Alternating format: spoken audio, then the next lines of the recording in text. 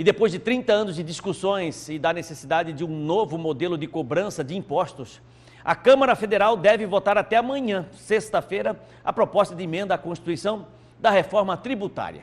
O problema é que, por um lado, as negociações políticas foram garantidas para a apreciação da reforma, mas, por outro, os grandes interessados, que são os contribuintes, ainda não sabem, de fato, quais serão as consequências das mudanças tributárias. Para a maioria dos setores produtivos, o temor é que ocorra aumento de impostos. Toda essa discussão é o que a gente confere agora na reportagem de José Porto.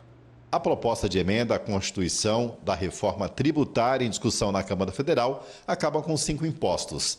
3 federais, o IPI, o PIS e a COFINS, um estadual, o ICMS, e mais o municipal, o ISS. No lugar desses impostos será criado o IVA, que é o Imposto sobre Valor Agregado em 2 divisões. O IBS, o Imposto sobre Bens e Serviços, que substitui o ICMS dos estados, e o ISS dos municípios. Para os encargos federais será criada a Contribuição sobre Bens e Serviços. A base de cobrança é ampla e sem efeito cascata ou cumulativo, como acontece atualmente. A meta é simplificar o sistema tributário, analisa o economista Emanuel Dalbian. A ideia dessa transformação é simplificar o imposto, fazer com que as empresas tenham uma capacidade de rapidamente apurar e recolher esse tributo, economizando o custo administrativo. Pela proposta também muda a forma de cobrança do imposto, que agora será no destino, no local de consumo. Também haverá um imposto seletivo sobre produtos que afetam a saúde, como, por exemplo, cigarros e bebidas alcoólicas. Há também a previsão de 3 alíquotas. Haverá alíquota única, como regra geral, uma alíquota reduzida em 50% e uma alíquota zero para medicamentos, programas de educação como o ProUni e produtor rural pessoa física. 8 grupos de produtos e serviços terão alíquota reduzida pela metade. São eles: transporte público, medicamentos, dispositivos médicos, serviços de saúde, serviços de educação, produtos agropecuários, pesqueiros, florestais e extrativistas vegetais in natura, insumos agropecuários, alimentos destinados ao consumo humano e produtos de higiene pessoal, atividades artísticas e culturais nacionais. Mas a reforma, como está posta, já provoca muitos protestos e temor que pode gerar uma carga tributária ainda maior do que melhorar a eficiência dos impostos no país. Para o setor mais forte da economia de Mato Grosso, o agronegócio, a previsão é de aumento da carga tributária sobre os insumos de produção em até 25%. A maioria é isenta atualmente, além da taxação da produção na faixa de 12,5% e, claro, perda da rentabilidade para os produtores. Segundo dados da Secretaria de Fazenda do Estado do Mato Grosso, a possibilidade de que haja uma redução de até 45% na renda do produtor de soja e até 20% na redução da renda do produtor de milho, né?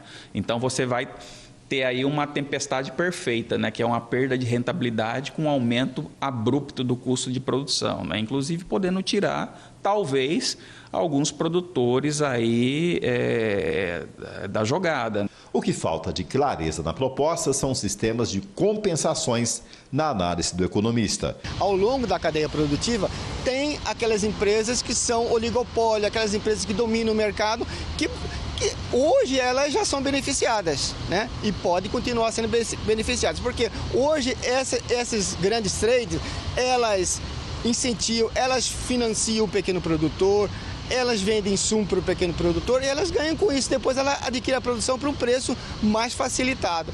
Isso, talvez isso não vai mudar, pode continuar ocorrendo, que é uma distorção do mercado, mas faz parte da lei de mercado. No setor de comércio e serviços, termômetro da economia, o medo é o aumento de custos e o impacto direto nas perspectivas de geração de empregos e manutenção dos negócios. Você aumentar uma carga, né, que segundo o estudo que a própria CNC vem fazendo, vem acompanhando esse trabalho, e a gente vem acompanhando como federação, né, chega em situações de a 100% a 200% de aumento na carga tributária no setor de serviços, que isso vai realmente ser responsável por fechamento de várias empresas e de muitos empregos, né, serão perdidos em função dessa alta absurda desse imposto que está sendo cogitado aí por essa reforma. Para a maioria das cadeias de negócios, haverá compensações do antigo ICMS sobre a energia e outros insumos, mas nos serviços ainda não está claro sobre os impactos imediatos. Pode acontecer de alguns serviços que utiliza mais o fator humano para prestar o serviço, utiliza pouco material, pouco equipamento e compra pouco insumo, pode ocorrer que esse setor pode ocorrer de pagar mais.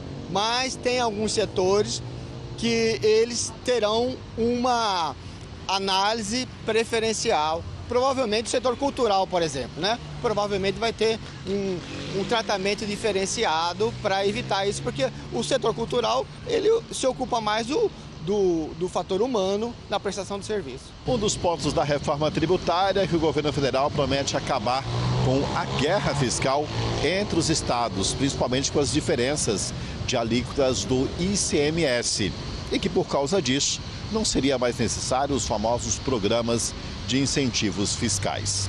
Aqui em Mato Grosso há um forte programa, que é o PRODEIC, para o desenvolvimento da indústria e do comércio. E fica um questionamento para os setores envolvidos.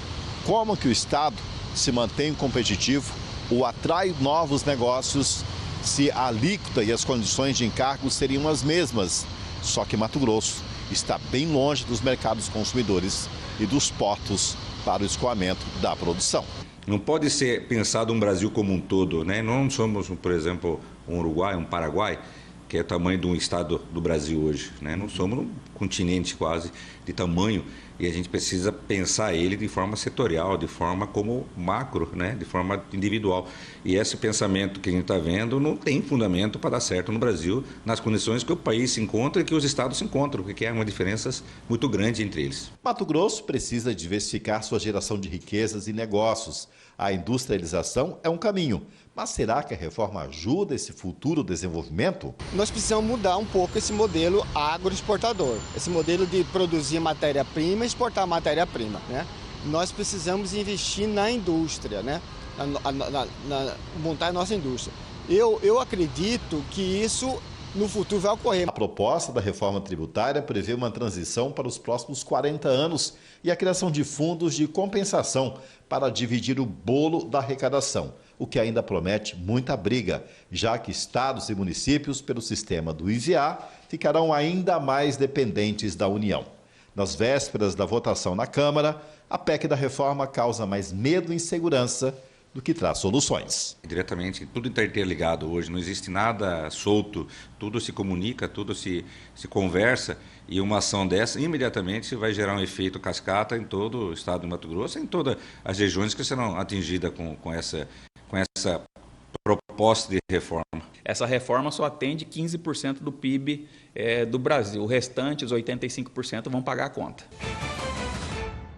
Esse finalzinho da entrevista, né, eu acho que nos trouxe exatamente uma clareza muito grande, ou seja, nós vamos pagar a conta dessa história toda. Por que o Tarcísio em São Paulo aprova? Porque São Paulo será beneficiado, né? O modelo, o mercado, a economia de São Paulo é muito diferente da economia nossa aqui. Então, Mato Grosso, né, a região centro-oeste, norte e nordeste vai perder muito com essa reforma tributária, isso é fato. E tem outro agravante, a meu ver, que inclusive eu chamei a atenção ontem, que é a questão da centralização de arrecadação, tudo na mão do Executivo Federal. Ele que vai mandar, e quem tem a grana, quem tem o poder, manda, né? Os estados vão perder autonomia. Isso é, de certa forma, um cavalo de Troia contra o federalismo, né? Onde você tinha, de certa forma, uma autonomia, um gerenciamento, né? Uma gestão estadual na mão ali do governo, dos municípios, né? Impostos importantes. Ele quer centralizar 5 impostos em um, teoricamente, né? Com uma conversa de que nós iremos pagar menos impostos. E não vamos pagar menos impostos. Ele vai centralizar, mas não vamos pagar mais. Mas quem é que vai pagar mais? O pobre. É o pequeno comerciante que vai pagar mais, não é o grande, né? Como bem disse aí o economista. O grande está numa boa. Só tentando resumir, né? Porque essa reforma tributária, ela atinge, ela tem uma modalidade, né, para tratar a questão do tributo pelo consumo, renda e patrimônio, né? Quem vai sentir o impacto direto disso no imposto, nos seus custos fixos lá de impostos, na hora de fazer as contas, é o seu solto da padaria aqui da frente, né? É o seu amigo dono do açougue, você está entendendo? São os pequenos e médios ali que vão sentir realmente o impacto, que vão necessariamente repassar isso para o consumidor, que consequentemente vai pagar mais caro as coisas todas. Só que agora existe uma outra proposta, inclusive o próprio relator já disse o seguinte: olha, a gente está tentando aí, vamos colocar a alíquota zero, porque houve uma pressão muito grande, principalmente da oposição, dizendo o seguinte: olha, a cesta básica vai aumentar 60%. Imagina, que reforma tributária é essa, né? De um governo que dizia para os pobres, dificultando a vida dos pobres, né? Então houve um freio nisso tudo e o relator disse: não, peraí, nós vamos fazer o seguinte, né? Com relação a essa acusação do aumento de 60% na cesta básica, nós vamos tentar a alíquota zero para os produtos que compõem a cesta básica, para que a cesta básica não tenha esse aumento. Então, é uma guerra, sobretudo, claro que a gente precisa de uma reforma tributária, já disse aqui por várias vezes, não nos moldes que ela está se apresentando, né? Agora, o pano de fundo de tudo isso são narrativas da oposição, principalmente, né? Então, uma guerra política o tempo todo com relação à reforma tributária. E aí a gente fica no meio fica bem na faixa de Gaza, né? O comunicador, o jornalista, a pessoa que está tentando acompanhar esse processo todo, que é algo difícil de você entender, né? Não é fácil, você fica numa faixa de Gaza. Então, um fala uma coisa, outro fala outra, você está tentando entender o que está acontecendo. E a gente amanhã vai tentar alcançar um desfecho disso aí, né? Para tentar... eu acho muito complicada essa situação, muito complicada mesmo, porque eles estão tentando implantar, né, pelo pouco que eu entendo, tentando implantar um modelo, vamos dizer assim, europeu, né, de tributos, né? Lá é muito diferente daqui, até geograficamente é diferente. Nós estamos muito distantes dos portos, sabe, por questões de logística, enfim, e não deveria ser colocado dessa forma, mas todo o encaixe, toda a calibragem proposta pelo governo do estado de Mato Grosso, por enquanto, não foi aceito, ou, de certa forma, vai fazer com que nós percamos 7 bilhões de reais, segundo o governo do estado de Mato Grosso, que eu acho que é muita grana. Enfim, vamos acompanhar, né?